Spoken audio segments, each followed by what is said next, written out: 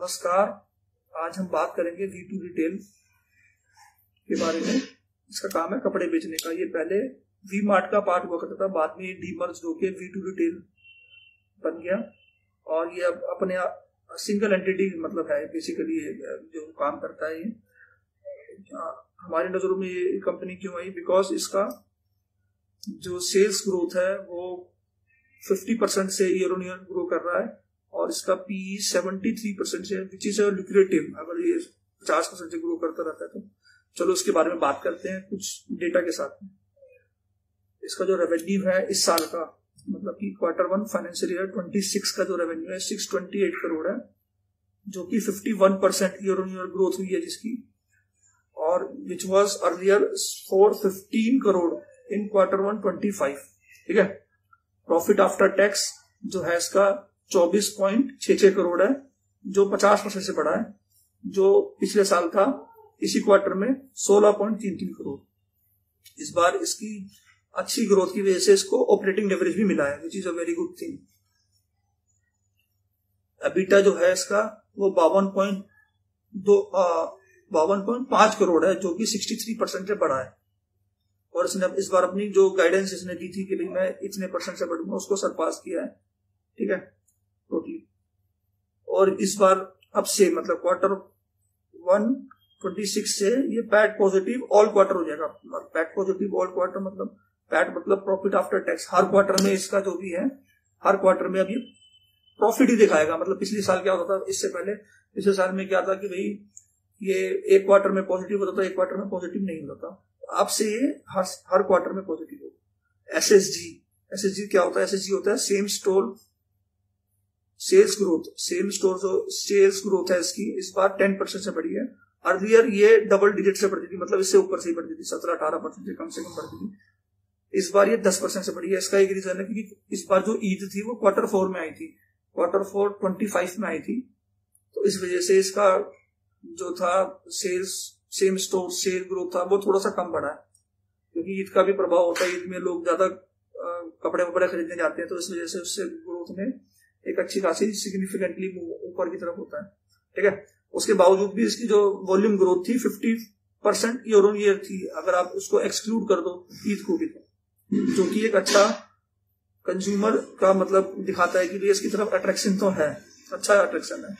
Average growth जो है इसकी सेम V2 की एवरेज स्टोर ग्रोथ जो है इसकी 260 रुपए Q1 25 में थी, जो कि अब 303 रुपए हो चुकी है। 16% का ये इसमें जंप आया है।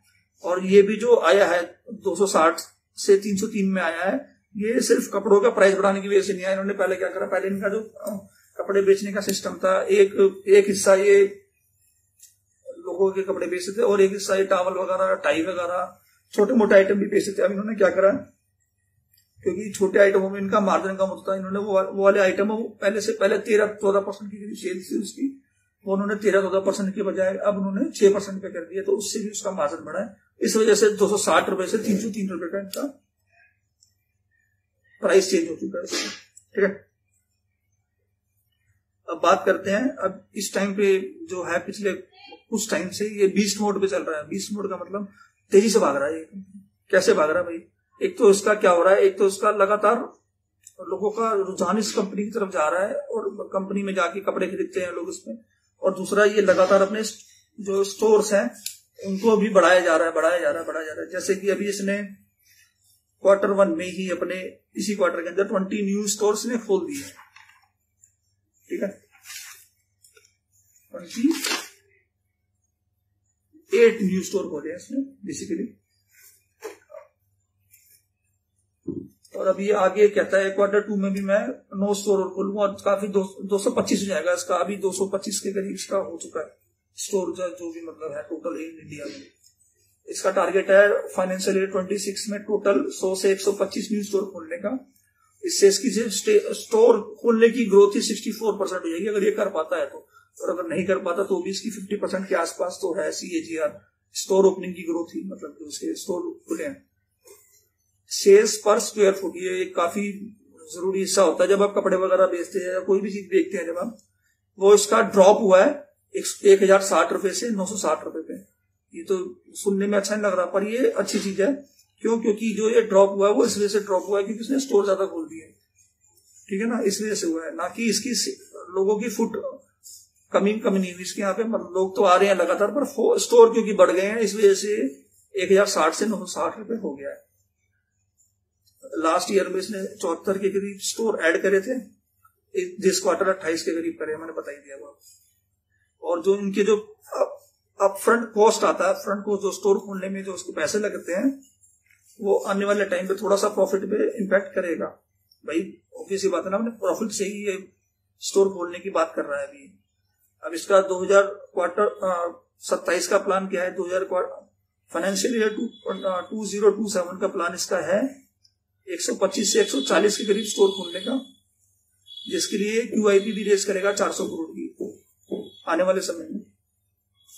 और अगर इसका पीयर से इसका कंपैरिजन किया जाए तो बाजार स्टाइल का जो कंपनी का जो इस क्वार्टर 1 में सेल आया था 37% के करीब आया था, वी मार्ट का 13% के करीब आया था, इसका जबकि आया था 51%।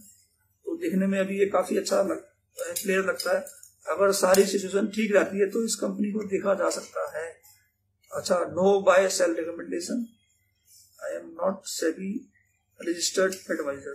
Thank you so much.